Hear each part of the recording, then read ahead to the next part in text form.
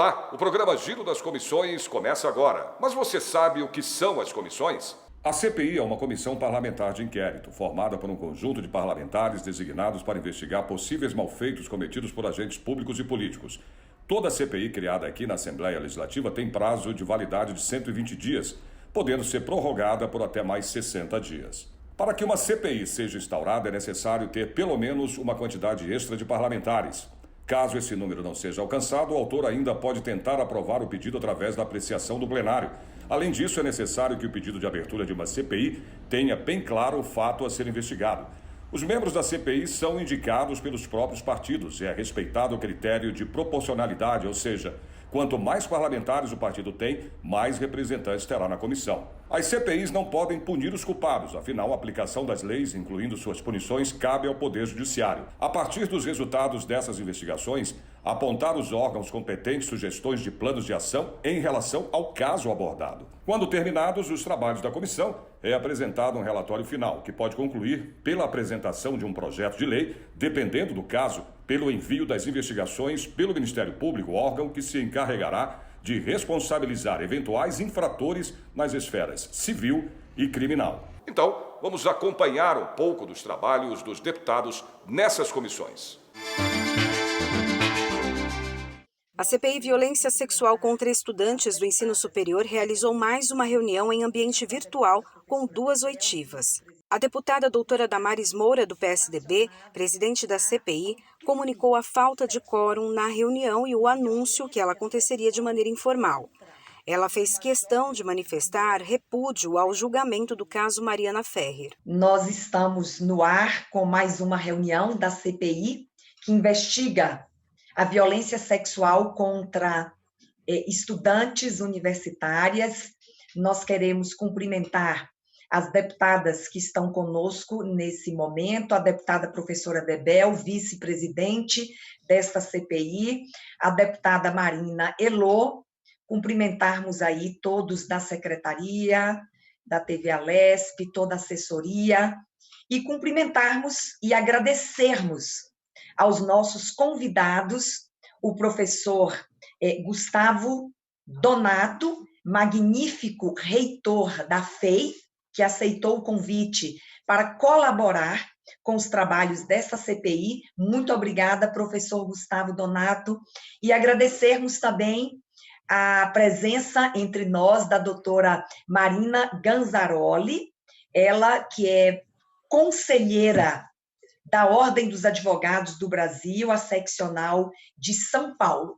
Ambos disponibilizaram aí do seu tempo para colaborar aqui com os trabalhos da nossa CPI, e nós, então, estendemos aí o nosso agradecimento pela disposição dos senhores.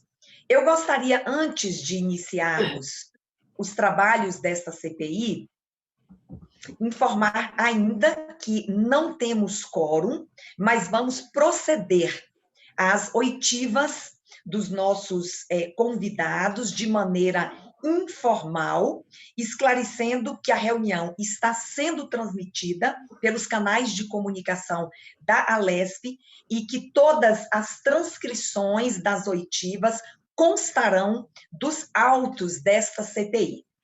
Mais uma informação aos nossos convidados: nós definimos, professor Dr. Gustavo Donato e doutora Marina Ganzaroli, que os trabalhos funcionam da seguinte forma. Inicialmente, nós ouvimos por, no máximo, 20 minutos cada convidado para fazer a sua apresentação sobre o tema objeto da CPI, e, em seguida, cada deputado tem até 3 minutos para fazer as suas perguntas, e os convidados têm até, no máximo, 5 minutos para responder a essas perguntas. Portanto, são as orientações que eu tenho a informá-los nesse instante. Mas antes ainda de iniciarmos as oitivas, eu gostaria de fazer aqui, e imagino que seja o sentimento de todos nesta CPI, especialmente uma CPI que cuida de investigar a violência sexual contra mulheres, com ênfase, claro, a ênfase são mulheres universitárias, mas nós não podemos deixar de manifestar aqui o nosso repúdio, a nossa indignação.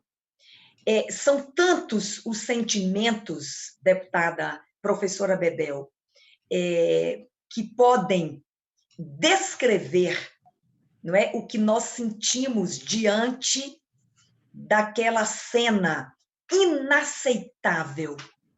Uma audiência em que estava sendo encerrado um caso relacionado a um crime sexual, uma violência sexual contra uma jovem mulher, não é? E nós assistimos em rede nacional o comportamento inaceitável que nós estamos repudiando publicamente nesta CPI, em TV aberta para todo o estado de São Paulo.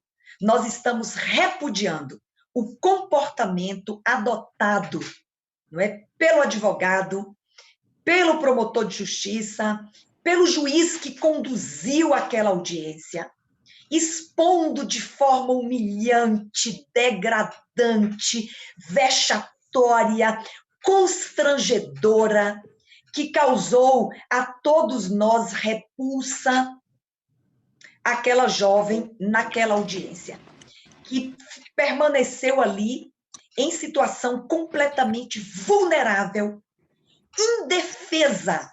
E eu fico imaginando nós que somos mães, se fosse um filho nosso, uma filha nossa, que estivesse completamente exposto, indefeso, vulnerável, da forma como tudo ocorreu.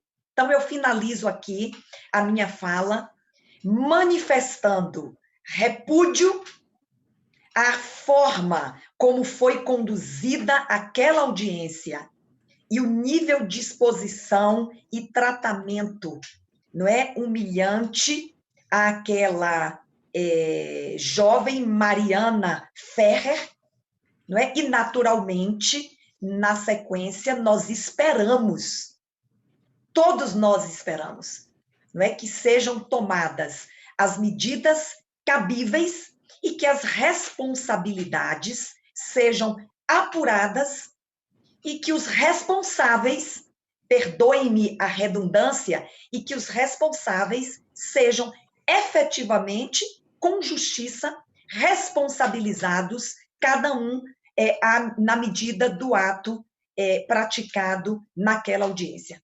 Então, era esta a manifestação que eu queria fazer nesta manhã. Eu penso que estou representando aqui o sentimento de muitas mulheres e o sentimento de muitos cidadãos brasileiros. Na sequência, a palavra foi passada para o reitor do Centro Universitário FEI, Dr. Gustavo Donato. A instituição, que é voltada à área de administração, engenharia e tecnologia, tem 6.000 pessoas, entre alunos, docentes, administradores e funcionários, divididos em 2 campi.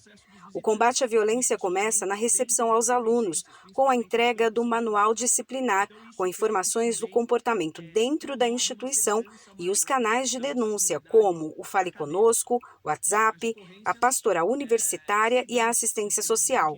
Os casos mais graves são recebidos diretamente pela reitoria. A universidade criou um aplicativo para registro de presença dos alunos, mas também dá a possibilidade de denúncia de irregularidades. Outra medida rigorosa adotada pela universidade é a proibição do trote dentro e fora da universidade. Muito obrigada, doutor Gustavo. Com o senhor a palavra, então. Muito obrigado. Bom dia, deputada Damares. Em seu nome, eu cumprimento a todos os participantes dessa reunião, da TV Alesp, do secretariado, da Procuradoria, e também as deputadas professora Bebel, Valéria Bolsonaro e Marina Elou, que vejo que estão conosco. Igualmente, é um prazer conhecer a doutora Marina Ganzaroli e eu espero contribuir com os trabalhos tão valiosos aí da CPI. Eu gostaria de iniciar manifestando que eu, pessoalmente, e a nossa escola, a FEI, nós julgamos de grande importância essa interlocução que tem sido promovido nessa CPI com a academia, e que é um grande prazer realmente nós colaborarmos com os trabalhos da comissão e da Alesp, porque essa temática, dentro da nossa missão, como uma instituição comunitária, jesuíta, de fins confessionais, nos é um assunto tão caro, que nós prestamos muita atenção. Então, nós ficamos muito gratos, inicialmente, pela oportunidade de nós partilharmos aqui um pouco das nossas raízes e também a maneira séria como nós temos procedido na FEI com relação a esses casos. Espero que tenhamos aí resultados profícuos do trabalho das senhoras, dos senhores, para que nós tenhamos políticas públicas e também todo um trabalho de proteção dos nossos jovens e das nossas jovens universitárias. Então, eu espero poder colaborar aqui um pouco com a nossa experiência nessa linha.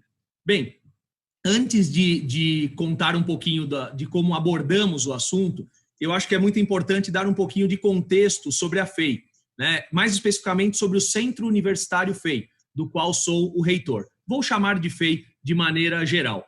A nossa instituição ela é uma instituição comunitária, ela é sem fins lucrativos e ela é confessional, ela é uma instituição de inspiração jesuíta. Então, é já intuitivo o entendimento de que a formação, não só técnica, mas também humana, no referencial de valores, etc., é uma coisa básica dentro das nossas operações, das nossas atividades acadêmicas. Nós temos uma operação que é bastante focada em duas áreas, gestão e tecnologia. Então, nós oferecemos cursos de administração, ciência da computação e engenharias, que representam aí o nosso carro-chefe. As engenharias representam a maioria das nossas operações. O posicionamento institucional da nossa instituição de ensino superior é com foco na excelência, né, no estado da arte, da graduação, da pós-graduação, da extensão e da inovação. E por que eu cito isso? Eu cito isso porque o nosso atendimento não é um atendimento de um quantitativo muito grande. Nós somos uma comunidade de aproximadamente 6.000 pessoas, incluídos nossos estudantes, nossos colaboradores, a comunidade que interage dentro da nossa vida universitária, do nosso dia a dia universitário. Então, nós somos um pouco menores e com uma atuação um pouco mais de nicho em relação a algumas das nossas grandes universidades que foram ouvidas aqui por esta CPI. Nós temos 2 campi, um campus em São Bernardo do Campo, é o campus sede, um campus mais horizontal, 240 mil metros quadrados aproximadamente, e um campus próximo da Liberdade, da região da Liberdade, em São Paulo, um campus mais vertical, no qual nós priorizamos os cursos de administração. Esse dimensional e esse perfil dos nossos campi permite um trabalho bastante intenso, eu poderia dizer, de contato com os alunos, um trabalho com a comunidade que é de grande proximidade e, portanto, de uma ampla cobertura, seja de vigilância, de segurança e também do ponto de vista do acolhimento, principalmente. Então, isso é importante dizer, porque nós temos a grata satisfação de ocorrências em um número muito reduzido, como eu vou contar um pouquinho mais adiante.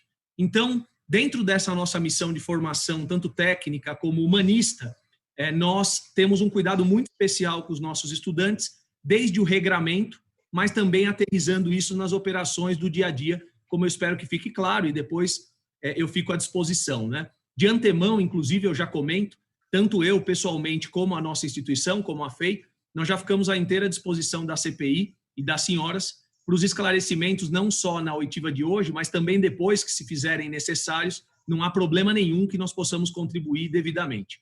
Eu pensei em dividir a minha fala inicial em 4 frentes, iniciando com como acolhemos os nossos ingressantes, porque isso é muito importante e é um momento de transição, como nós atendemos a comunidade no dia a dia, como nós instruímos os processos disciplinares quando temos alguma ocorrência e também algumas iniciativas de melhoria contínua, que eu acho que isso é importante.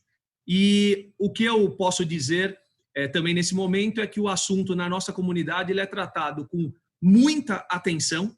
Eu, pessoalmente, como reitor, eu assumi no início desse ano, assumi em janeiro, mas atuo na FEI já há mais de 12 anos. Eu sou bastante exigente com essas questões, assim como a nossa comunidade sempre foi.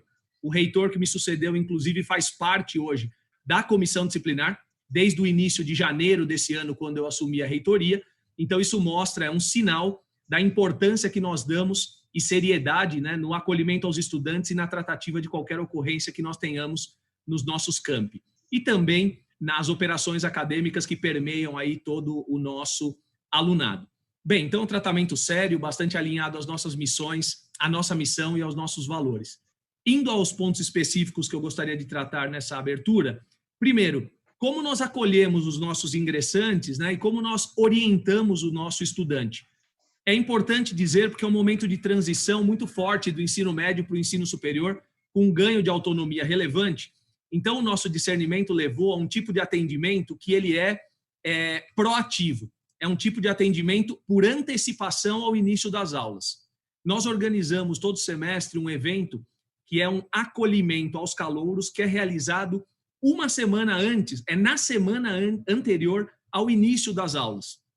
Nessa recepção dos nossos ingressantes, dos nossos calouros, a reitoria está presente, as coordenações de curso estão presentes e nós apresentamos todas as pessoas e os setores de atendimento da universidade, tanto do acadêmico, como também das questões envolvendo o bem-estar acadêmico, o acolhimento, a integridade nas nossas operações, dos estudantes, dos colaboradores. Então, exemplos efetivos. Uma das coisas são os banners que os alunos já veem em todas as áreas do campus quando chegam para o acolhimento dos ingressantes, com relação a trote, que é rigorosamente proibido, né? Com relação ao manual do aluno e as fontes de informação para que todo o regramento esteja claro a todos. E aqui eu manifesto uma alegria. Nós temos tido nos últimos anos a grata satisfação do trote não ocorrer. Ocorrem brincadeiras de caráter bastante leve. Mesmo fora da instituição, nós não temos notícia de nada de nenhuma gravidade. E os nossos alunos têm substituído o trote por atividades muito interessantes, como o apoio a famílias necessitadas por meio de campanhas de coleta de alimentos. Nas últimas edições, por exemplo, fizeram campanhas de doação de sangue. Então, isso nos alegrou muito, porque mudou o caráter de algo que, a nosso ver, preocupava, oferecia alguns riscos aos nossos estudantes, que era o trote, para algo bastante alinhado com a nossa missão e que contribui, inclusive, e mostra o papel desses alunos aí, né, como cidadãos da melhor qualidade. Bom, então, nesse evento que nós fazemos na semana anterior, ele recebe o manual do aluno, ele vê os banners. No manual do aluno, ele tem todas as informações sobre o setor de assistência social e acolhimento, sobre a pastoral universitária, que também está disponível para ouvi-los, sobre os canais de informação que existem, que funcionam como a nossa ouvidoria, como Fale Conosco, como o WhatsApp FEI, o canal direto com a reitoria, e conhecem as pessoas de cada um desses setores. Isso é muito importante. Nós levamos à frente, ou apresentamos formalmente, cada uma das lideranças desses setores. Então, por exemplo, o nosso assistente religioso, que é responsável pela pastoral, está sempre presente. Nossa assistente social está sempre presente. Os coordenadores de cada curso, os reitores, eu e meus 2 vice-reitores. Então, isso nós acreditamos que traz uma proximidade e um acolhimento bastante positivo. Bom, quando começa o dia a dia universitário e durante ali as nossas operações, como nós atendemos os nossos colaboradores, os nossos visitantes e os nossos alunos especificamente? Os canais de manifestação são diversos, como eu já citei. Depende de como o aluno se sentir mais seguro. Algumas manifestações de ocorrências vêm pelo Fale Conosco, outras pelo WhatsApp. A pastoral universitária é muito consultada e algumas demandas, principalmente as que são de caráter social e precisam de um acolhimento, vêm ou pela pastoral ou pelo setor de assistência social. Quando é algo um pouquinho mais grave, normalmente as manifestações ocorrem diretamente à reitoria, o canal permanece totalmente aberto, inclusive nós temos informes frequentes aos estudantes, então eles têm esse diálogo, o tamanho da instituição permite isso, então eles têm esse diálogo com a reitoria bastante aberto. Quando são casos que envolvem questões psicológicas ou até psiquiátricas, dependendo do caso, nós temos o atendimento psicológico, que é feito por um colaborador, que presta tanto esse atendimento aos colaboradores quanto aos alunos, e se for necessária alguma questão mais específica, nós fazemos o encaminhamento externo.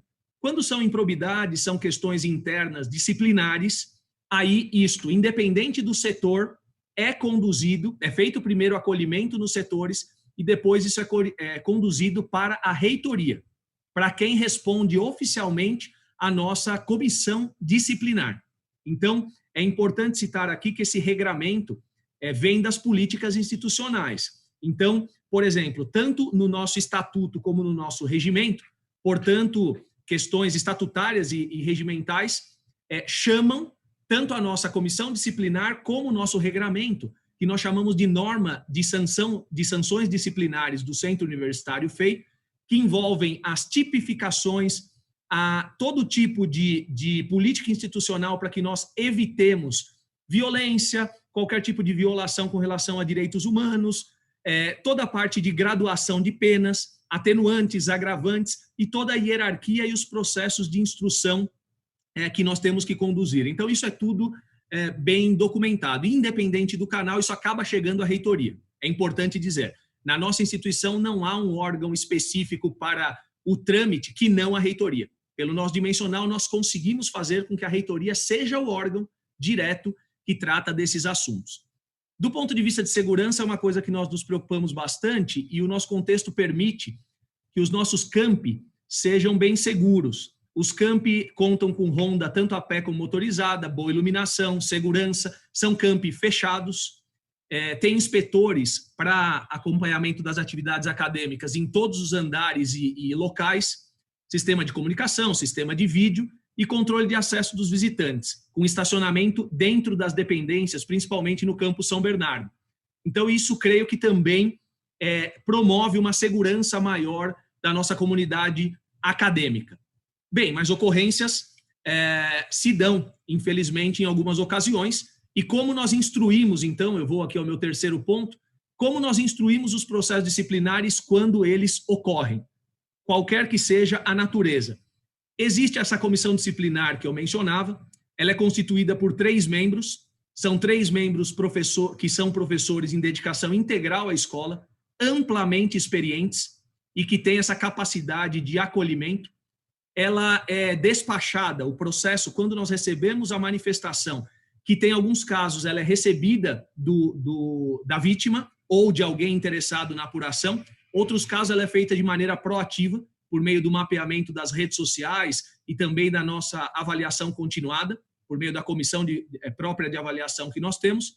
Nós criamos o processo disciplinar e o reitor, no caso, despacha para essa comissão, que faz todas as oitivas, todos os processos são documentados dentro do nosso sistema de informação, com todas as provas, todos os depoimentos, e depois isso eu recebo como reitor uma recomendação de despacho que tem todo o disciplinamento, a tipificação, a recomendação de conduta, se nós devemos agir por meio de advertência, se nós devemos cogitar uma suspensão, ou eventualmente, em casos graves, até eventualmente uma expulsão. Mas o mais importante é o caráter educativo, o acolhimento e todo o bem-estar da nossa comunidade que nós temos felizmente conseguido.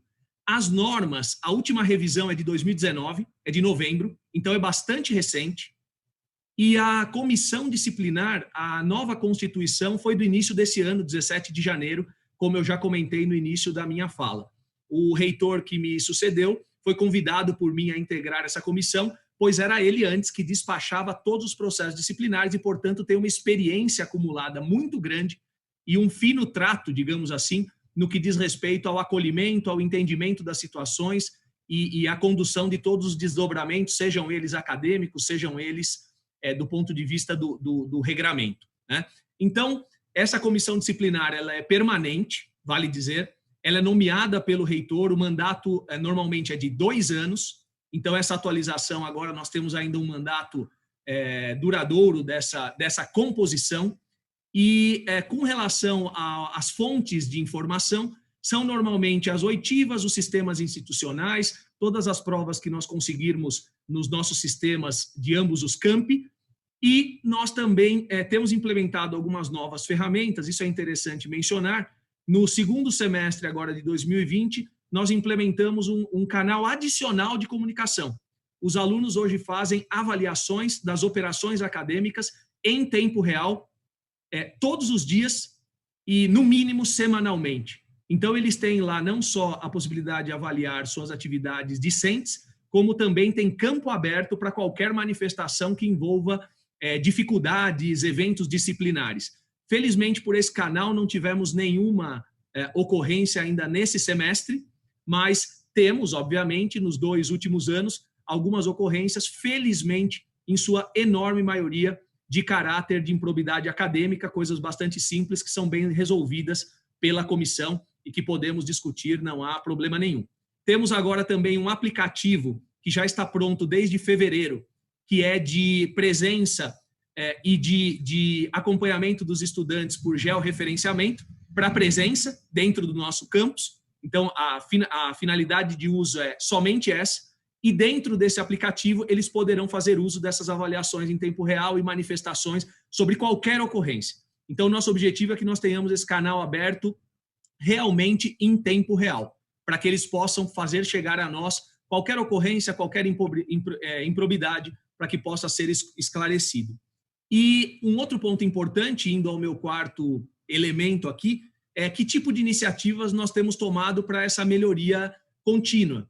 Porque é óbvio que o atendimento é próximo, ele é um atendimento com bom acolhimento, mas nós estamos gestando desde 2019, então isso se iniciou na gestão anterior, eu participei inclusive do nascimento dessa iniciativa, 18-19, que é a criação de um NAI, um Núcleo de Acolhimento e Acompanhamento dos Estudantes, que fará, no fundo, o mesmo tipo de trabalho que nós fazemos hoje, mas sendo ainda mais facilmente identificado pelo estudante como um local centralizado para que ele seja acolhido, ouvido e que a sua demanda seja devidamente dirigida. O NAI incorporará tudo o que eu comentei com os senhores e senhoras no que diz respeito à assistência social, à pastoral universitária, mas também o acompanhamento pedagógico, psicopedagógico, e é um projeto muito importante a nós. O início das operações do NAI seria agora para 2020, infelizmente pela pandemia e pela operação virtual, nós não conseguimos dar início, seria por volta do período que estamos vivendo agora, mas isso é um plano nosso para o ano que vem, para o ano de 2021, mas reforço que isso é mais uma centralização e não para favorecer o entendimento do alunado e não, na realidade, uma mudança na abordagem, né, nesse acolhimento caloroso que nós fazemos aos estudantes. Bem, eu espero que isso dê, pelo menos é o que eu consigo aqui me recordar, que pode interessar aos nossos pontos, eu espero que isso dê uma visão geral e eu concluo a minha fala nesse momento, agradecendo novamente pela oportunidade e permanecendo à disposição dos senhores e senhoras para quaisquer esclarecimentos. Espero que eu tenha cumprido o meu tempo devidamente. Creio pelas minhas estimativas que 1 minuto a menos. Então, muito obrigado, deputada Damares, novamente pelo convite e pela oportunidade. Na sequência, a advogada conselheira da Ordem dos Advogados do Brasil, a doutora Marina Ganzaroli, falou da participação que teve na CPI dos trotes universitários que aconteceu em 2015 na Assembleia Legislativa. À época, ela comentou que, como estudante da USP, era muito procurada por outras alunas que relatavam casos de violência sexual. Ela criou, então, o primeiro coletivo feminista para receber esses relatos. A doutora Mariana Ganzaroli questiona os canais de denúncia nas universidades e de que os processos são tratados por advogados administrativos e não especialistas em violência sexual. Em um caso na USP, uma vítima de estupro precisou fazer seu relato por 9 vezes durante a investigação. A conselheira da OAB São Paulo ressalta que as universidades precisam se posicionar, porque pesquisas mostram que o abusador vai repetir seu crime se tiver oportunidade para isso. E passo, então, a palavra à doutora Marina Ganzaroli, que é a conselheira da Ordem dos Advogados do Brasil, seccional São Paulo, para fazer também igualmente a sua apresentação em até 20 minutos. Muito obrigada, doutora Marina. Você tem agora a palavra. Muito obrigada, deputada Damares. É uma honra, um prazer estar com os senhores e as senhoras nesta manhã. Muito bom dia a todas e a todos. Gostaria de cumprimentar todas as deputadas e os deputados que compõem esta CPI, na pessoa da sua presidente, deputada Damares Moura, também cumprimentar pessoalmente, né, aqueles que aqui estão presentes, deputada professora Bebel, deputada Valéria Bolsonaro, deputado Tenente Nascimento, deputada Marina Elou e também ao colega professor reitor Gustavo Donato, e na pessoa do deputado Tenente Nascimento, cumprimentar em especial todos os homens, porque precisamos de homens e mulheres nesta luta, na luta pela proteção dos direitos das mulheres e das meninas e adolescentes. Então, é muito importante lembrarmos do papel e da importância de caminharmos junto com os nossos colegas, homens, pais, avós, tios, professores, nesta jornada pelos direitos humanos das mulheres. Bom, eu gostaria brevemente de me apresentar, até para contextualizar um pouco o sentido da minha fala, da minha contribuição aqui. É sempre uma honra e um prazer contribuir enquanto especialista para as comissões parlamentares de inquérito, sejam aquelas conduzidas aqui na LESP ou na Câmara Federal, né, no nosso Congresso Nacional, no Senado, ou mesmo aqui na nossa Câmara de Vereadores da cidade de São Paulo, todos espaços onde já tive o prazer de participar de CPIs. E, em especial, me recordo de uma CPI da Assembleia Legislativa do Estado de São Paulo, que tive a honra de participar em 2015, sobre tema muito semelhante a este que discutimos aqui hoje, à época presidida pelo então deputado Adriano Diogo, a CPI que era nomeada Violação de Direitos Humanos das Universidades Paulistas, e que ficou conhecida na imprensa como a CPI dos trotes da medicina da Universidade de São Paulo. E os meus 2 depoimentos nessa CPI de 2015, eles foram bastante focados precisamente no tema específico desta comissão presente, que é o assédio sexual e as violências sexuais. À época trouxe uma série de denúncias que, enquanto mestranda, né, em 2015, da Universidade de São Paulo, da Faculdade de Direito do Largo São Francisco, recebi no exercício e na defesa voluntária dos direitos das alunas de graduação e de pós-graduação.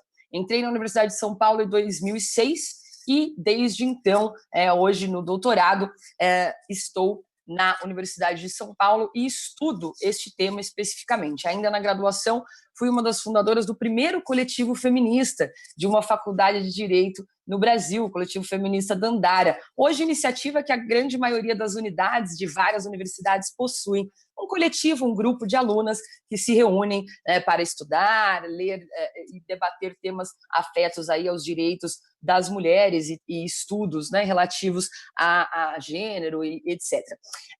E após esse trajeto na graduação, e precisamente porque era do direito e comecei, à época tinha acabado de ser promulgada a Lei Maria da Penha, de forma espontânea, comecei a ser procurada por outras alunas de graduação de outras unidades que tinham sofrido violências sexuais. Algo, né, na linha do precisamos de ajuda, precisamos de auxílio para realizar esse boletim de ocorrência, para reportar essa violência, mas não temos apoio. Então vamos buscar as colegas do direito, talvez elas possam nos ajudar. E comecei a ser, de forma espontânea, buscada por vítimas de diversas unidades, algo que foi se espalhando, inclusive, para outras universidades, para além da USP. E quando já formada, isso chegou realmente a um número muito grande, tanto que fundei uma organização, uma ONG, uma organização de impacto, para fazer esse atendimento, porque sozinha já não dava mais conta, era um atendimento voluntário, que é a Defende, a Rede Feminista de Juristas, surgiu em 2016, logo depois dessa CPI, inclusive, e que faz atendimento pro bono de vítimas. E mais recentemente, nesse ano, né, com o apoio da promotora de justiça, Gabriela Mansur, da Ouvidoria das Mulheres do Conselho Nacional do Ministério Público, que fundou o projeto Justiceiras, diante do aumento da violência doméstica durante a pandemia. Mais recentemente, fundei sou a idealizadora e agora estamos aí a todo vapor do movimento contra o assédio sexual Me Too Brasil. É uma plataforma de denúncia totalmente gratuita, de apoio socioassistencial, psicológico e também jurídico a vítimas de violência sexual por meio do www.metoobrasil.org.br, com o apoio da doutora Gabriela Mansuri do Projeto Justiceiras. Por que digo tudo isso? Né?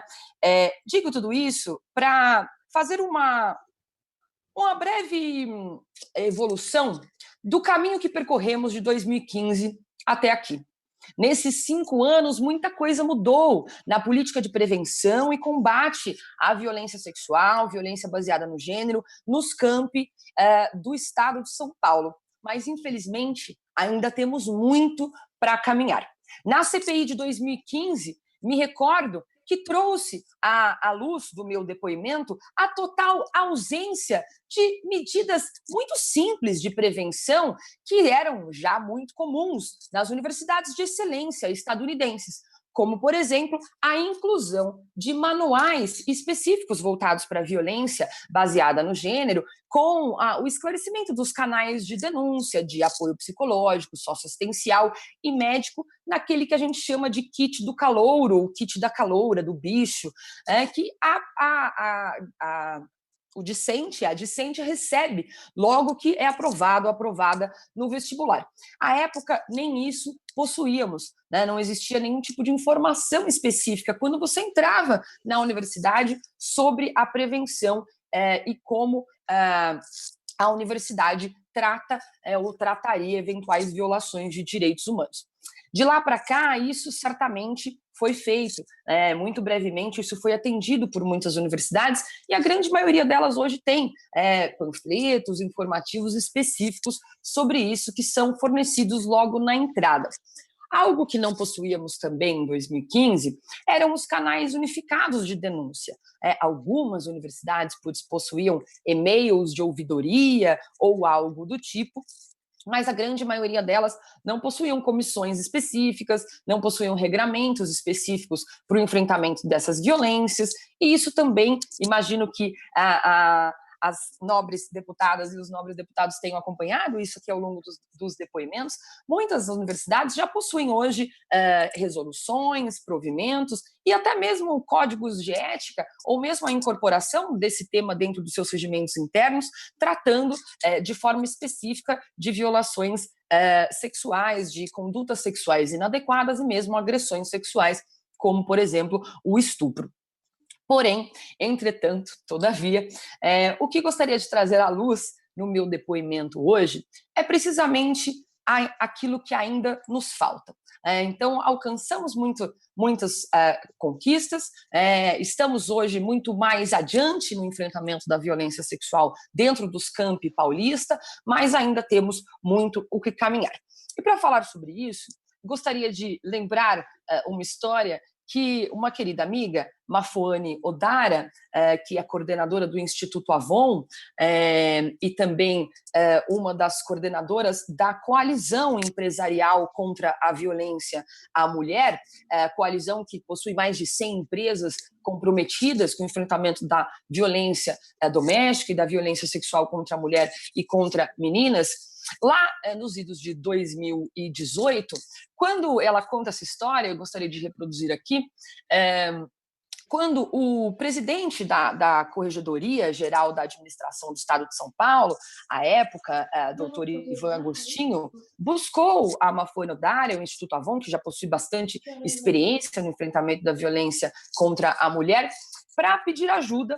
E isso resultou numa campanha em 2018, lançada pelo então governador Geraldo Alckmin, uma campanha muito importante que foi lançada pelo Estado, criando canais de denúncia contra o assédio sexual no trabalho. Sabemos que a administração do Estado de São Paulo tem mais aí, à época já tinha mais de 700 mil funcionários, né, sendo servidores, sendo 340 mil à época mulheres, e esta campanha, o Trabalho Sem Assédio Sexual, que inclusive até hoje, né, funciona enquanto canal de denúncia para o assédio sexual dentro da administração do Estado de São Paulo, foi então lançado em parceria com o Instituto Avon. E o doutor Ivan Agostinho, à época, virou para a Mafuane, antes, né, dessa campanha, tanto que essa campanha foi o resultado dessa conversa, e disse o seguinte: olha, Instituto Avon, eu tenho mais de 700 mil servidores no Estado de São Paulo e eu tenho um total de 0 denúncias de assédio sexual. E eu acho que isso é um problema. Porque não é possível. Eu poderia vir aqui dizer: eu tenho 700 mil funcionários e nenhuma denúncia de assédio sexual. Olha que maravilha! Não temos assédio sexual no serviço público no Estado de São Paulo. Mas não. Doutor Ivan Agostinho, vejam, né, um homem, né, mostrando a sua ação contra a violência. Virou para a Mafuane e disse: eu tenho mais de 700 mil funcionários e eu não tenho nenhuma denúncia de assédio sexual. Então, na verdade, eu tenho um problema muito sério, porque não é possível. De alguma forma, essas denúncias não estão me chegando. Ou eu não tenho um canal adequado, ou a minha comunicação não é específica, mas eu tenho um problema. E dessa conversa surgiu, então, esta campanha lançada, então, pelo então governador, que foi uma campanha muito bacana e que, como canal de denúncia, funciona até hoje. Por que eu trouxe essa breve história para este depoimento? Precisamente para dizer que existe aí, infelizmente, ainda nas nossas universidades, um gargalo. Um gargalo que mostra a ineficácia no enfrentamento e na proteção das servidoras, das professoras e das estudantes. Ineficácia essa que podemos resolver. Podemos resolver quando formos destrinchando os detalhes de como esta prevenção e essa política daquele incidente que já ocorreu, de fato, se desenrola. Então, vamos começar com alguns exemplos. Digamos que os deputados e as deputadas organizaram um evento, um grande congresso, mas não apareceu ninguém. Ninguém foi no evento. A culpa é do público que não apareceu no evento? Não, a culpa é da organização do evento. Ou porque tinha um problema de formato, de comunicação, de conteúdo, de programação, de local, de horário, não sei. Mas cabe ao público corrigir o erro do organizador? Não. Cabe ao organizador repensar o seu evento, para que ele traga mais gente. Faço a mesma metáfora, uso esta metáfora, para dizer que o fato de existir um canal de denúncia, um código de ética, um regimento, não significa que não exista assédio sexual nos campi. Isso não é sinônimo de que o problema do assédio sexual contra as alunas, as servidoras, as professoras, está resolvido. Dou alguns exemplos. Quando a gente quando temos algum problema, né, cardíaco, vamos dizer, nós buscamos o ortopedista? Não, buscamos o cardiologista. O que faz as universidades paulistas acreditarem que os advogados e advogadas que trabalham nas procuradorias das universidades são competentes e aptos a conduzir e representar a universidade, os interesses da universidade em casos de violência sexual, se não são especialistas em violência sexual. Ora, se não tratamos o problema cardíaco com o ortopedista, como podemos esperar que um profissional de direito especialista em administrativo, em contratos, em licitação pública, na Lei 866, tenha competência e especialidade técnica para fazer a condução de um procedimento investigativo administrativo que trata de um tema criminal e também de ilícito administrativo, no qual ele não tem especialidade para conduzir? E aí, caímos em situações de exposição total daquelas poucas alunas que decidem denunciar. Por que eu sei que existe um gargalo? Sei que existe um gargalo porque no último ano, que é o tema objeto desta comissão parlamentar de inquérito, recebi, enquanto ativista, advogada, pesquisadora e especialista em violência sexual e doméstica contra a mulher, diversas denúncias de assédio sexual nas universidades paulistas. Me pergunto se essas mesmas denúncias chegaram até os canais oficiais dessas mesmas universidades. Arrisco aqui dizer que creio que não. E aí? Está o erro na voz da vítima, que contra tudo e contra todos decide levantar e buscar o seu direito, ou no formato dos canais de denúncia? Não tenho a resposta, mas acredito que podemos sim encontrá-la juntos e juntas e melhorar os procedimentos. A começar, entendo que a Alesp, as senhoras e os senhores digníssimos, excelentíssimos deputados e deputadas, cabe a tarefa de buscar uma uniformização dos procedimentos. Cada universidade faz o procedimento como acredita pertinente. Nas universidades estadunidenses, e aí trago aqui enquanto pesquisadora, não sei se é essa a resposta ou a solução, mas trago soluções de boas práticas para pensarmos como podemos melhorar o nosso sistema. Lembrando sempre que o enfrentamento do assédio sexual não envolve apenas o tratamento das denúncias, porque esse é o fim da cadeia. Envolve desde o começo a prevenção, a educação, a conscientização, a equidade dentro dos quadros administrativos da universidade, garantindo igualdade de gênero em todas as instâncias de poder das instituições públicas e, portanto, no fim, garantindo também políticas mais diversas e inclusivas. Isso é essencial. Mas, como advogada, obviamente, vou focar também nos procedimentos de sindicância. Então, novamente, mais um exemplo. Eu gosto bastante desse exemplo, de uma aluna, esse caso é um caso que ficou bastante famoso na imprensa, né? Ele não se refere ao ano passado, ele é mais antigo, que foi o caso de um estudante que foi acusado por 7 alunas da medicina de estupro. Dessas 7 alunas, com as quais eu pessoalmente conversei, apenas 4 conversaram com professoras, 2 levaram de fato ao cabo o processo penal. Inclusive, muito parecido com essa audiência terrível que nós vimos aí essa semana com o caso do André de Camargo Aranha e a vítima Mari Ferrer. Inclusive, esse aluno ele foi absolvido em um dos procedimentos penais, apesar de todas as robustas provas. Mas, veja só, no procedimento penal, essa aluna ela foi convocada a depor 2 vezes. No procedimento de sindicância da Universidade de São Paulo, senhores e senhoras acreditam que esta aluna foi convocada a depor e descrever a história de estupro que sofreu, revivendo todo o trauma ao descrever os fatos novamente? 9 vezes. 9 vezes esta aluna foi acariada, né? Prestou depoimento ao processo sindicante. Não preciso dizer a tamanha exposição, né, de fazer alguém depor sobre os mesmos fatos 9 vezes. Nos Estados Unidos, os procedimentos de sindicância duram, no máximo, 3 meses. 3 meses o processo de sindicância é concluído.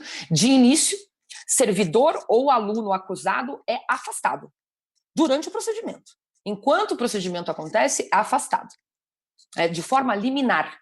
Por isso o procedimento tem que ser célere, rápido. A resposta tem que ser rápida.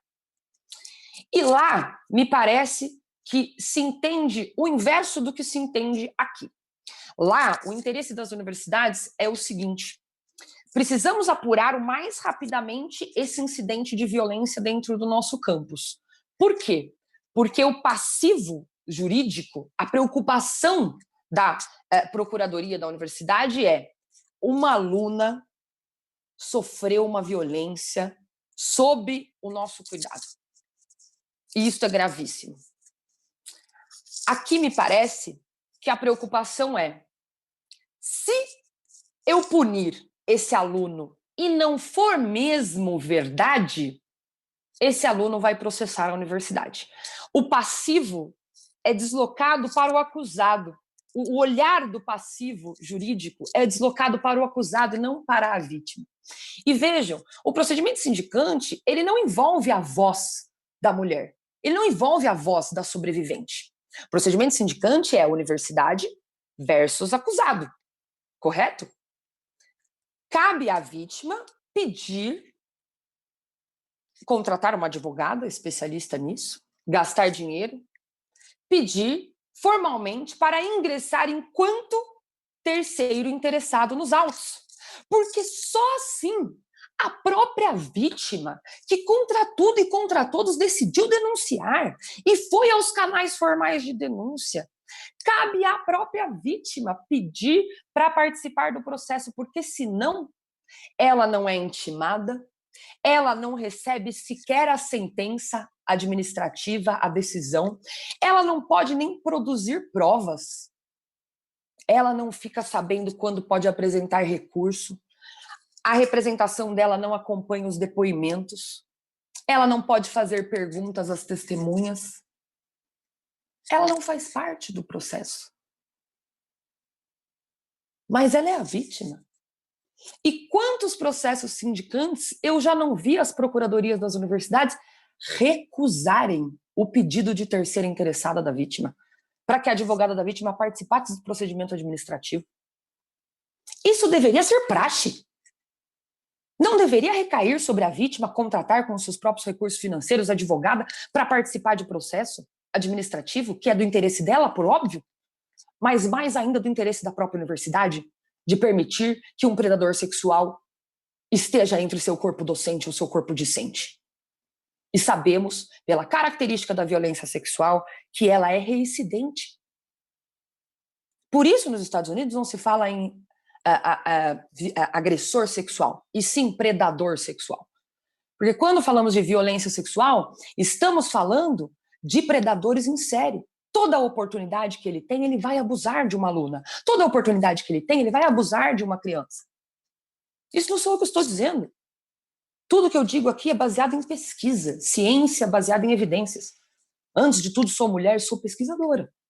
Desta própria universidade, inclusive, que trago à luz muitos caminhos para melhorarmos. E é por isso que trago ainda os gargalos e os defeitos. Isso não é exclusivo de nenhuma universidade, é de todas. Temos muitos pontos para melhorar. Não sei como está a doutora Damares, deputada Damares, no meu tempo. Acho que devo estar já na conclusão, se puder... já deu meu tempo? Eu consulto a secretaria que controla... o tempo já acabou, deputada, ou doutora Marina. Perfeito, perfeito. Então, acho que vou tentar aqui me recordar de mais algum exemplo prático que ache relevante trazer à luz aos excelentíssimos deputados e deputadas aqui presentes hoje, para trazer ali nos 5 minutos de devolutiva, mas creio que, de forma geral, gostaria que ficasse do meu depoimento isto. De 2015 para cá, pensando nos esforços do órgão controlador que pode ser a nossa querida Assembleia Legislativa do Estado de São Paulo nesses procedimentos. De 2015 para cá melhoramos muito. Não tínhamos canal de denúncia, não tínhamos regramento específico, não tínhamos sequer comissões sindicantes acontecendo em relação a esses incidentes. Precisamos melhorar aonde agora? Precisamos comunicar melhor, precisamos uniformizar os procedimentos, precisamos garantir, de fato, a escuta e o acolhimento. Porque hoje temos os canais de denúncia, mas as denúncias não estão chegando. E isso não significa que as violências sexuais contra as meninas, as adolescentes, as mulheres nas universidades paulistas não estejam, de fato, acontecendo. Então, é esta realmente a conclusão que gostaria que ficasse da minha fala, sempre lembrando que podemos, sim, e sempre melhorar juntas e juntos com os esforços de parlamentares, especialistas, professores, estudantes, organizações não governamentais, OAB, e todos unidos contra a violência sexual à mulher e às meninas. Muito obrigada, deputadas e deputados, pela oportunidade mais uma vez. Muito obrigada, doutora Marina Ganzaroli, pelas suas valiosas contribuições aos trabalhos desta CPI.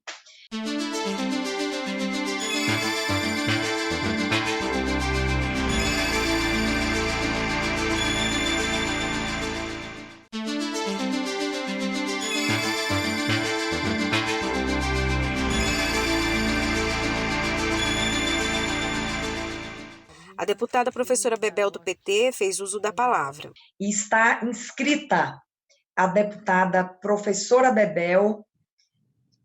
Deputada, a senhora tem a palavra. Tá, muito obrigada, presidenta Damares. E quero agradecer os oradores que apresentaram, né, a temática. E quero dizer o seguinte, nós estamos tratando de violência sexual, né, contra estudantes do ensino superior. Mas eu tenho cá comigo que todas as questões que envolvem as mulheres, né, violência sexual, assédio, a misoginia, enfim, o machismo, né, tudo isso parece que cada um que experimenta sabe que arrebenta um pedaço dentro de si, é muito forte. E eu tenho isso, eu vivo misoginia o tempo todo e é muito ruim, é uma coisa assim, eu vou usar o termo que a doutora Marina usou, é depredador, arrebenta por dentro. Há pessoas que reagem de forma diferente, há pessoas que acabam se encolhendo, né? E isso, eu acho que movimentos como esse, e esse trabalho que a Alessia está fazendo, eu acho que vai contribuir muito. Eu vou ser objetiva nas questões. Para o professor, ou para o reitor, professor doutor Gustavo Donato, eu pergunto o seguinte, na FEI, o que ocorre quando um professor é denunciado? E quando um aluno é denunciado, qual é o procedimento? Você poderia citar quais as principais fragilidades que afetam o meio universitário e, assim, desencadeiam a violência sexual? Para a advogada conselheira da Ordem dos Advogados do Brasil, doutora Marina Ganzaroli, poderíamos dizer, Marina, que a violência contra as universitárias está relacionada ao machismo estrutural? As denúncias seguem as mesmas características da violência doméstica que, segundo dados das próximas vítimas, as próprias vítimas são mulheres jovens, a maioria entre 18 e 30 anos, negras e pobres. A OAB tem dados para construir um perfil dos agressores e das vítimas de violência no ensino superior? A Casa do Adolescente é parte do programa Saúde do Adolescente ligada à Secretaria de Mulheres do Estado. As unidades estão presentes em ao menos uma cidade em cada uma das diretorias regionais de saúde do Estado de São Paulo. É um espaço de acolhimento de adolescentes. Sobre estas e as demais políticas públicas de defesa das estudantes universitárias em nosso Estado de São Paulo, a OAB julga pertinente? Tem um levantamento sobre a eficácia de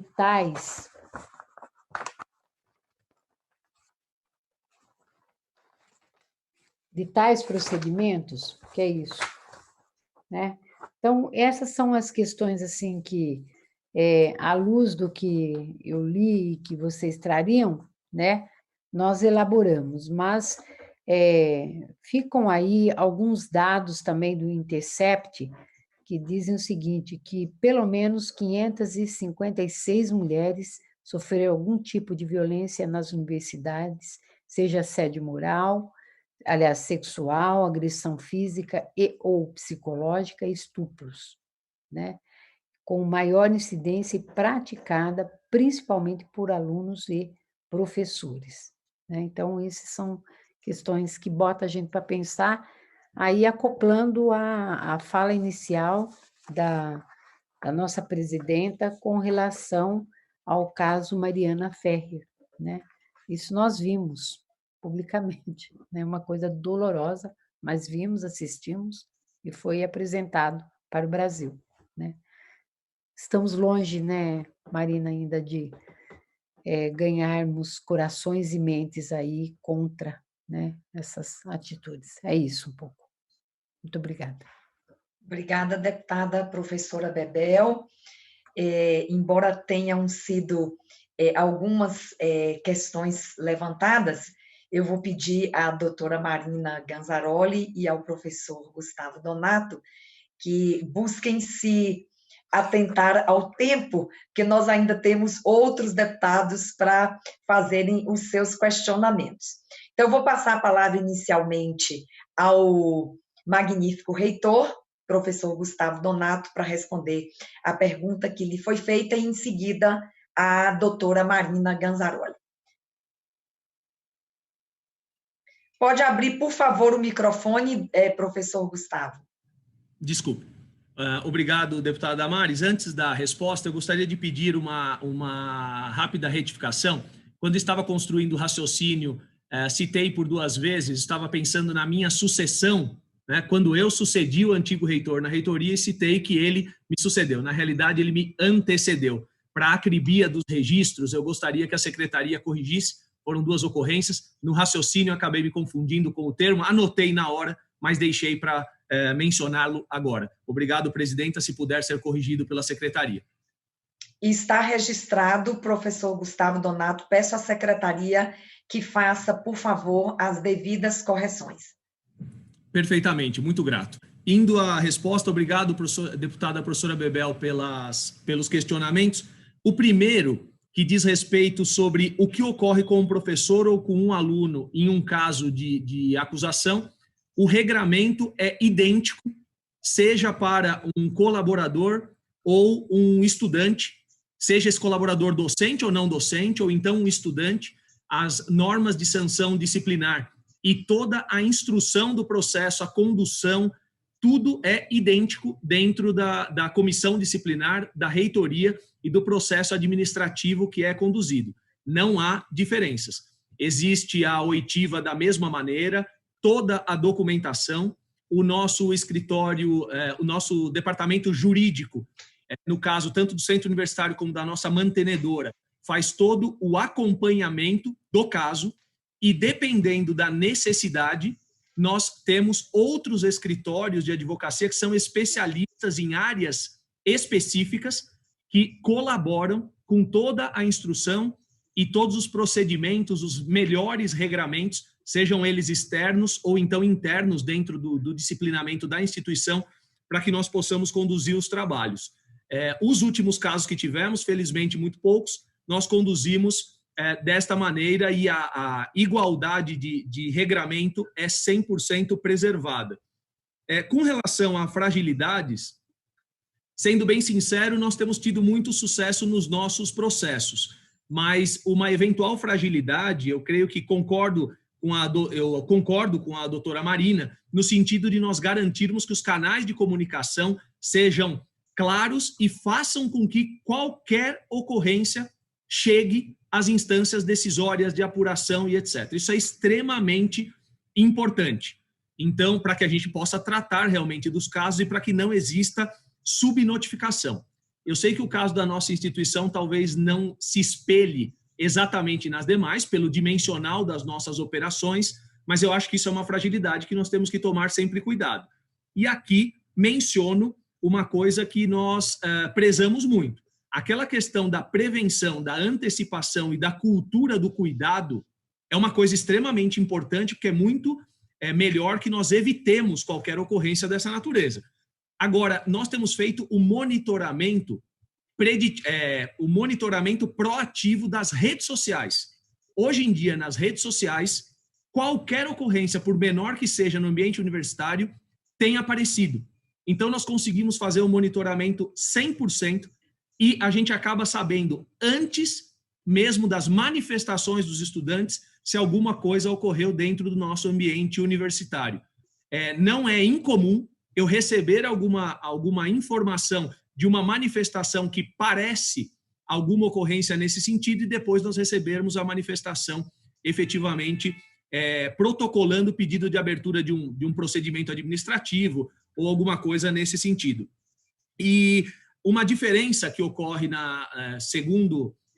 eu gostaria de esclarecer aqui, é um comentário que a doutora Marina também fez, mas no caso da FEI eu quero deixar claro, a parte interessada no nosso regramento, ela participa do processo administrativo. Então, ela é ouvida, ela tem acesso 100% às provas, aos autos do processo administrativo, e tudo isso é fornecido a ela independente do resultado que nós temos internamente na instituição.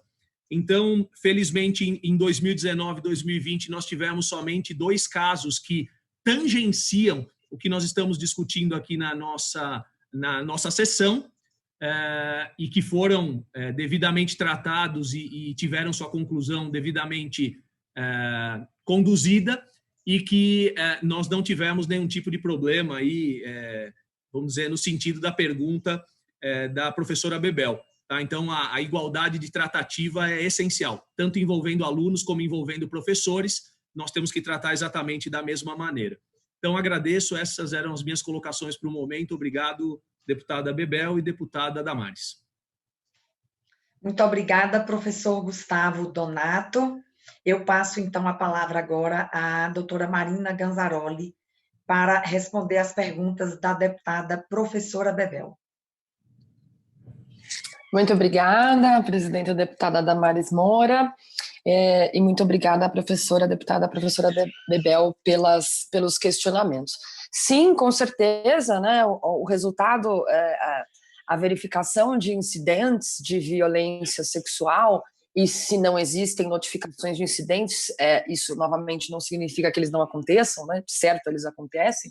A gente sabe, de acordo com o Fórum Brasileiro de Segurança Pública, que a notificação de incidentes, né, de violência sexual no Brasil corresponde a 7,6% apenas, ou seja, altíssimo índice de subnotificação.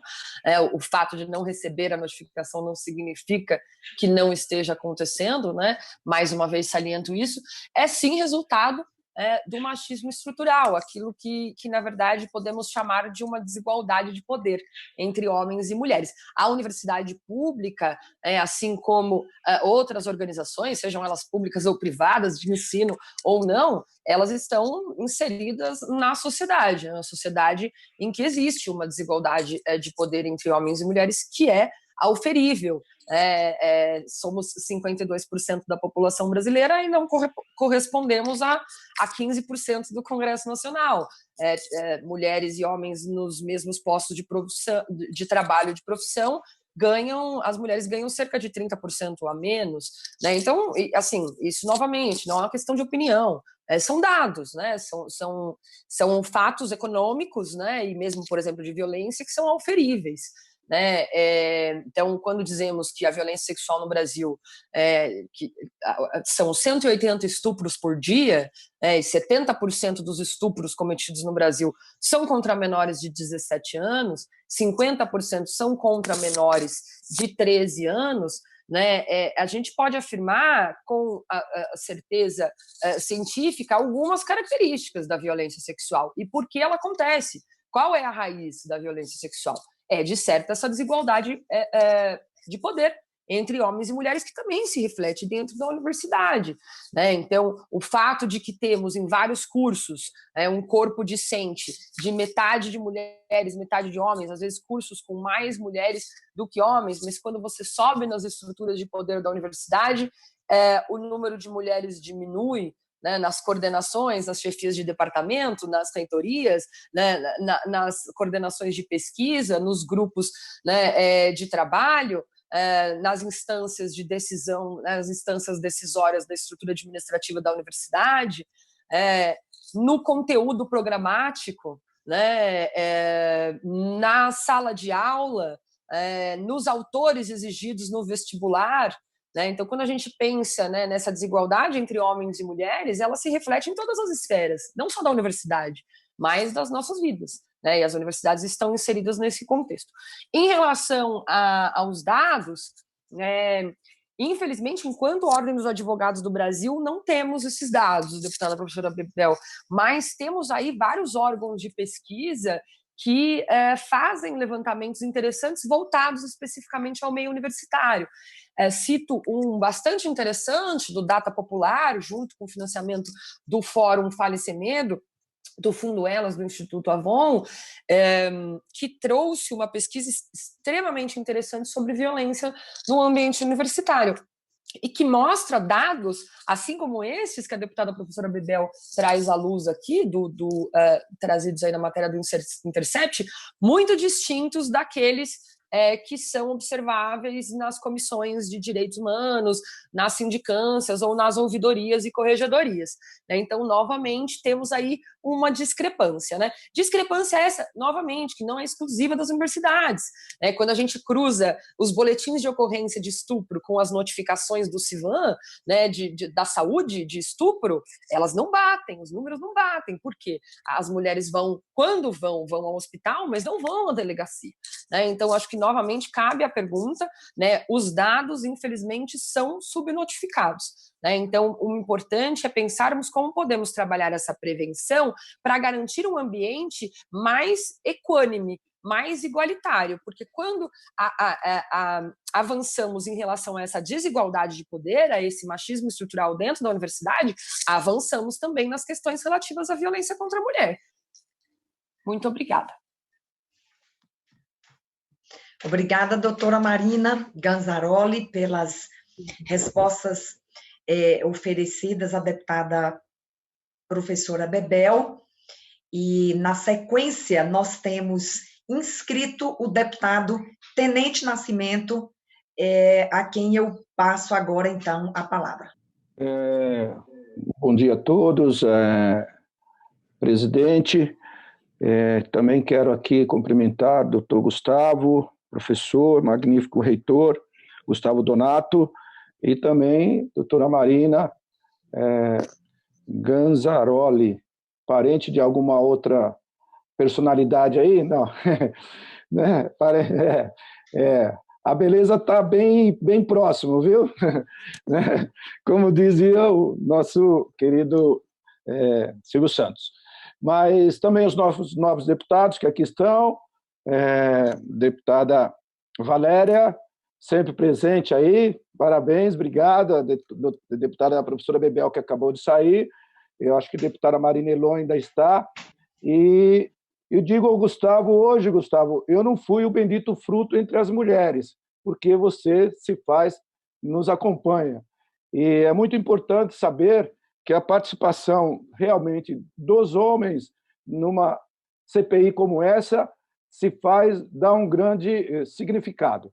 Eu queria apenas falar da doutora Marina, primeiro parabenizar pela excelente explanação. Nós precisávamos realmente desses esclarecimentos, desse conteúdo, que tem alguém que a OAB está realmente atenta ao que está acontecendo, contra a violência contra as mulheres e também, e agora, o que nós estamos falando especificamente, nas universidades. Eu quero apenas fazer menção e que esta casa está realmente trabalhando firme, professora Marina, doutora Marina, que nós aprovamos por unanimidade o Patrulha Maria da Penha, que é uma lei da minha autoria, em que ela visa a Secretaria de Segurança Pública para ter uma patrulha de multiprofissionais, ou uma viatura, uma guarnição de multiprofissionais, como assistente social, policial feminina, policial masculino, e também jurídico e social. Então, eu vejo aí que o jurídico está atento e nós vamos precisar muito do apoio da OAB para que isso realmente tenha maior efetividade. Em alguns municípios já estão sendo implantados e está tendo um resultado altamente satisfatório. Então, a doutora Marina, nosso muito obrigado e em estar participando de uma tão importante comissão como essa que está sendo feita nesta casa, e parabéns à nossa presidente. Ao doutor e professor Gustavo, eu queria... são duas coisas que eu quero fazer para para nosso conhecimento. Primeiro, se tem o monitoramento, ou seja, câmeras de vigilância. Eu não ouvi a primeira parte do seu depoimento, então eu peguei no final, se existe realmente esse monitoramento e se tem realmente funcionado. E, pelo que eu entendi, você falou da internet, que é um instrumento importante nessa luta contra a violência às mulheres nas nossas universidades, as jovens nas nossas universidades. E se quando chega ao seu conhecimento, quando chega ao conhecimento de um núcleo de apoio, né, para que se tome providências, se tem prazo estabelecido para conclusão do processo em si. São essas duas coisas. No demais, eu quero também agradecer muito, doutor Gustavo Donato, porque foi muito esclarecedor e importante a vossa presença aqui juntamente conosco.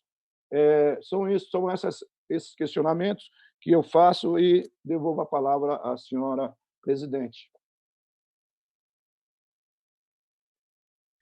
Muito obrigada, deputado Tenente Nascimento. Eu passo, então, a palavra agora aos que foram perguntados pelo deputado Tenente Nascimento.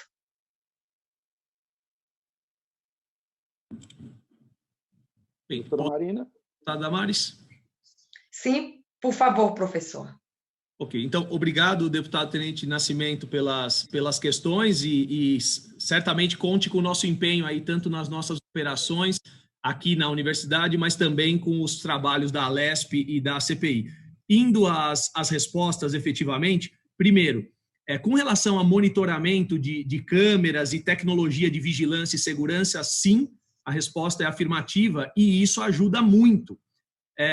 Inclusive no nosso campus, ambos os campi nós temos isso, mas no campus que é mais horizontal, que é o campus São Bernardo do Campo, isso ajuda demais pelo dimensional do campus, que tem algo em torno aí de uns 240 mil metros quadrados. Então, nós temos áreas de estacionamento, diversos prédios. Então, o monitoramento é essencial e, naturalmente, tudo que vem na esteira desse monitoramento, o tratamento das imagens, o armazenamento, etc. Por vezes, ele nos auxilia no esclarecimento dos fatos envolvendo ocorrências disciplinares. Com relação à internet, a importância da internet nesse âmbito de mapeamento conjunto, sim, a importância, nós temos usado cada vez mais um mapeamento preditivo, ou então, não preditivo, desculpe, proativo, porque mesmo antes de nós recebermos pelas instâncias competentes de acolhimento, muitos casos nós detectamos pelas redes e muitas vezes não nos canais diretamente da nossa instituição ou então nas contas da nossa instituição nas redes sociais, como Facebook, Instagram, etc. Muitas vezes nós notamos nos próprios grupos de diálogo dos estudantes e já sabemos que algo diferente está acontecendo. Então, isso ajuda demais para que nós consigamos diminuir a subnotificação que, inclusive, a doutora Marina comentava. É uma preocupação enorme da nossa parte e tem funcionado muito bem. Então, nós temos pessoas da nossa comunicação dedicadas exclusivamente ao acompanhamento das redes sociais, porque isso serve não só para a correção dos rumos nas operações acadêmicas, mas também para identificarmos essas questões disciplinares. Então, sim, isso é muito importante. Indo à segunda pergunta, quando chega ao nosso conhecimento se existe um prazo definido, não existe no regramento um prazo limite, uma vez que, a depender do caso da instrução, nós temos mais oitivas, menos oitivas e mais esclarecimentos a tomar. Mas nós temos por praxe uma celeridade muito grande, até porque nós temos que garantir a solução rapidamente para que nós evitemos riscos adicionais. Hoje, normalmente, os processos são resolvidos no máximo em 1 mês, para os casos mais complexos, em 2 meses mais tardar. Mas a comissão é acionada diretamente, ela tem as reuniões periódicas, mas ela se reúne também por demanda. Então, quando entram processos, as reuniões já são marcadas, ou pelo menos o presidente, o coordenador das atividades da comissão, já começa o agendamento das oitivas, ou seja, eu poderia dizer que no momento em que chega na reitoria despachado no mesmo dia, e em questão de 2 ou 3 dias já foi organizado no sistema o disciplinamento e as oitivas já começaram, o nosso jurídico já está informado. Então, em tempo médio, eu poderia dizer algo em torno disso. Maioria dos processos em torno de 1 mês, mais tardar 2 meses. Espero ter respondido aos questionamentos do senhor e, novamente, obrigado pela oportunidade. Devolvo a palavra à deputada Damares. Muito obrigada, professor Gustavo Donato, pela resposta oferecida ao deputado Tenente Nascimento. A doutora... Oi, deputado. Não, continua, doutora Marina, você vai fazer alguma... Sim. Gostaria, Marina, presidente deputada Damares, eu gostaria muito rapidamente de agradecer imensamente, deputado Tenente Nascimento, pelo elogio também, obrigada, realmente tenho a genética aí da Ellen Gambaroli. Tive o prazer, inclusive, de estar mais de 14 vezes no programa da Eliana, no SBT, falando sobre violência doméstica, em 2016, quando aqueles 33 homens estupraram uma menina de 16 anos no Rio de Janeiro. Não sei se as senhoras se lembram, mas tive a oportunidade de estar lá falando precisamente sobre esse tema, inclusive sobre o absurdo do caso do André de Camargo Aranha, da Marifere, que a deputada Damares Moura comentou no início. Publiquei ontem na Folha de São Paulo, no Caderno Cotidiano, uma coluna de opinião sobre o caso, que realmente nos causa repulsa e ultraje. Então, gostaria muito rapidamente de cumprimentar o deputado Tenente Nascimento a iniciativa, porque é essencial que a equipe que faça o acolhimento seja multiprofissional, seja multidisciplinar e que haja também diversidade nessa equipe. Não adianta você ter uma série de funcionários garantindo a segurança no campus se eles não são capacitados, se você não tem servidoras, seguranças mulheres, para fazer esse acolhimento. Muitas vezes a gente sabe, o Disque 100, o Ligue 180, o atendimento desse momento sensível e frágil de uma violência sexual, muitas vezes tem que ser feito por outra mulher, porque senão essa vítima não vai se sentir à vontade. Então, realmente, a capacitação é essencial. E aí, queria trazer o exemplo de boas práticas que muitas universidades estadunidenses fazem, que é trazer o auxílio de organizações externas na condução desses procedimentos. Então, se a minha universidade não tem a competência técnica, a especialidade para fazer esse enfrentamento específico, ela contrata, com licitação, tudo certinho, uma organização, uma empresa, uma consultoria que faz esse trabalho. As empresas hoje, elas têm aquilo que a gente chama de ombudsperson, é uma pessoa, é um canal externo de denúncia que garante a possibilidade de acompanhar os procedimentos e de que não tenha nenhuma forma de passivo, para a universidade. Ou seja, incidentes vão acontecer, porque você não controla a ação de terceiros. Infelizmente, as pessoas vão cometer erros, elas vão cometer condutas criminosas. Infelizmente, aí vamos entrar numa outra conversa que é da natureza humana, enfim, da raiz dos crimes. A questão é como que a universidade trata quando os incidentes acontecem. Ela se omite? Ela conduz? Ela revitimiza essa vítima? O próprio processo é uma nova violência? Como a gente viu, a chocante audiência, que humilha a menina essa semana em vídeo, Então, é isso, A universidade tem que fazer tudo o que está ao seu alcance para não se omitir e, inclusive, estar segura, juridicamente lá à frente. Empresas precisam de consultoria externa para fazer esse trabalho, por que não? Universidades também não, Então, sempre buscar o auxílio de quem é especialista nessa área e não recair sobre as poucas docentes que estudam o tema resolver um problema que é da política da universidade. Inclusive, tem universidades paulistas aí que estão usando os próprios coletivos de alunas para fazer acolhimento e escuta. Isso é um absurdo. A pessoa tem que ser servidora, tem que receber para isso, tem que ter competência técnica para isso, vai colocar em cima do grupo de pesquisa de gênero e sexualidade o acolhimento de vítimas de violência sexual? Isso está acontecendo, Então, é perfeito, deputado Tenente Nascimento, é equipe multidisciplinar, capacitada e qualificada para isso, E não aqui alguém que a gente pescou dentro da estrutura da universidade para resolver o problema e tirar da frente. Muito obrigada, doutora Marina Ganzaroli. Muito obrigada, deputado Tenente Nascimento. Pela ordem, deputada. Pela ordem, deputado Tenente Nascimento.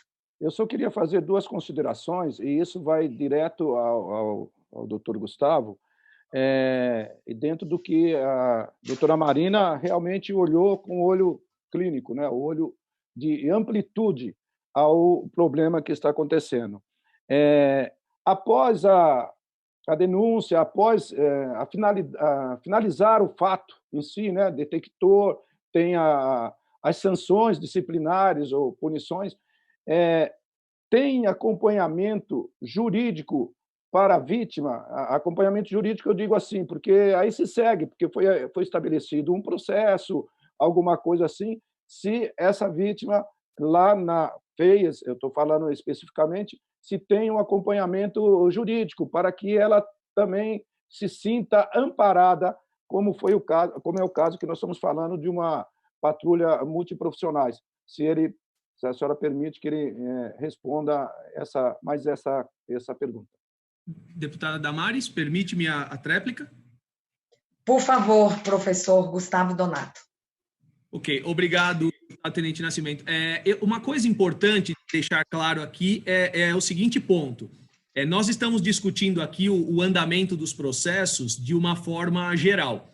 Então, eu estou exemplificando os procedimentos, tempos típicos, mas vale ressaltar que esses não envolvem casos de violência sexual como nós estamos tipificando aqui nessa CPI. Eu estou ilustrando e respondendo como a instrução do processo costuma evoluir em casos típicos do nosso centro universitário. Felizmente, nós não tivemos, nos últimos 2 anos, que nós tratamos aqui nessa reunião, casos de violência sexual que sejam tipificados dentro do que nós estamos discutindo. Tivemos, sim, como eu já comentei, 2 casos, mas que tangenciam de uma maneira mais distante o assunto, com alguma questão envolvendo uma importunação leve, alguma coisa do gênero, mas que foram devidamente resolvidos e disciplinados. Indo ao ponto da resposta agora, a pergunta pontual, sim, o acompanhamento jurídico ocorre à vítima, ao interessado, pelo nosso corpo de advogados durante a instrução do procedimento administrativo, quando necessário com especialistas, como eu comentei, porque a tipificação das ocorrências é bastante variada e heterogênea, e isso também segue depois de terminada a instrução interna. E esse acompanhamento não é só jurídico. O nosso setor faz o acompanhamento também psicológico dos interessados. Começa, na realidade, pelo acolhimento psicológico. Acompanhamento psicológico, se necessário até psiquiátrico, aí nós buscamos especialistas externos, e o jurídico acontece em paralelo em todo o processo e nós vamos juntando os especialistas necessários. Agora, a opção da judicialização externa, em alguns casos, também cabe, parcial ou totalmente, à vítima envolvida e interessada no caso. Então, em alguns casos, o disciplinamento, o acompanhamento também vai para fora dos nossos muros e depois do término do nosso acompanhamento jurídico interno. Espero que tenha esclarecido e obrigado, Tenente Nascimento, pela questão. A presidente da CPI questionou sobre a segurança durante os Jogos Universitários. Eu gostaria de fazer 2 questões. Não temos mais nenhum inscrito, uma questão ao professor Gustavo Donato e uma questão à doutora Marina Ganzaroli. Ao professor Gustavo Donato, se a FEI participa de jogos, os jogos universitários, né, que muitas universidades costumam participar. Se a FEI participa de jogos universitários e se há algum acompanhamento por parte da universidade a respeito deste tema da violência sexual contra universitárias durante este período de jogos. Adicionalmente, professor Gustavo, se o senhor puder, em complementação a essa resposta, informar se os coletivos de estudantes existentes na universidade trabalham em sintonia com a universidade recebendo o seu apoio no que diz respeito a este tema da violência sexual. Eu vou passar a palavra ao professor Gustavo e, na sequência, então, eu finalizo com a minha questão à doutora Marina. Obrigado, deputada Damares, pelas perguntas. Bom, iniciando pelos jogos, se a FEI participa de jogos universitários, sim, nós participamos de vários jogos universitários, sejam eles fora das nossas instalações e, às vezes, eles ocorrem também nas nossas instalações. Há acompanhamento a respeito dessas questões de violência, né, no período de jogos? Sim, isso há um acompanhamento e nós contamos com a ajuda de um grupo de estudantes que compõem a nossa atlética para que também sejam os nossos olhos dentro desses eventos quando eles são fora das nossas instalações. Quando ocorre nas nossas instalações, nós temos um centro chamado de CVDRL, Centro de Vivência, Recreação, Lazer, Esportes, etc. Lá nós temos coordenações, uma coordenação específica e uma assessoria que acompanha os jogos e faz todo o disciplinamento disso. Inclusive, para se ter uma ideia, quando nós promovemos jogos nas nossas instalações, nós contratamos e pagamos os juízes e os profissionais que participam da organização para que nós tenhamos o bem-estar da comunidade acadêmica. Então, esse monitoramento é feito dessa maneira.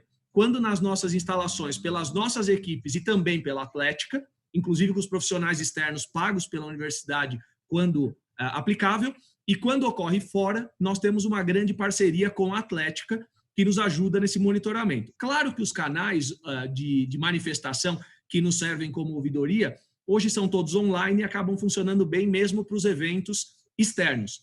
Vale destacar aqui que nesse período de 2 anos, deputada Damares, nós tivemos um caso só envolvendo um desentendimento e uma agressão ali entre colegas, uma agressão durante um jogo de futebol, não tinha qualquer caráter sexual, mas pela transparência e para ajudar os trabalhos da CPI, eu estou comentando.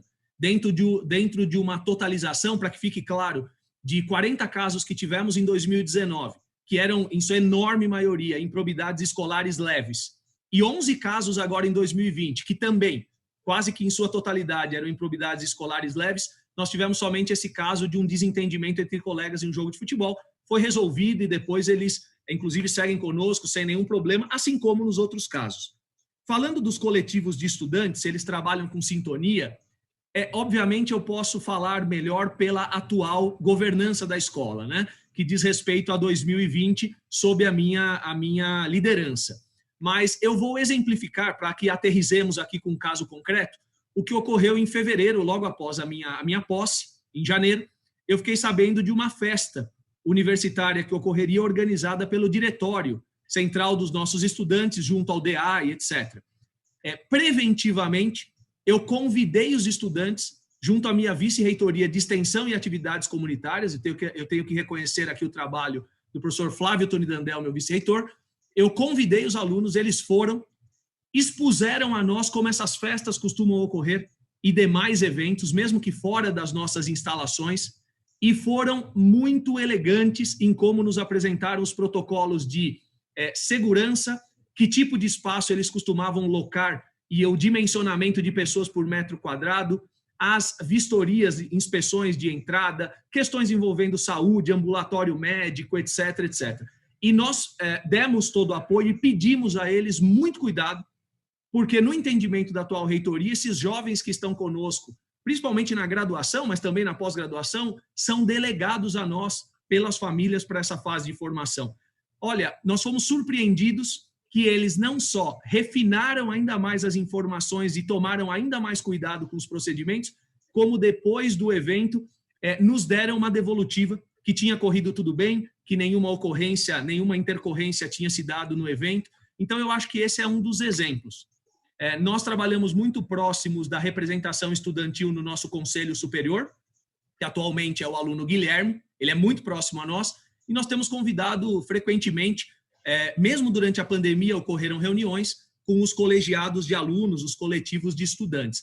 Temos que evoluir nisso? Sim, eu espero que com o retorno da maior presencialidade nós consigamos ter uma agenda presencial frequente, mas nós temos dado todo o apoio e a relação é muito boa. eles ficam no prédio anexo ao nosso, e nós passamos nos colegiados e dialogamos com os alunos praticamente de forma diária.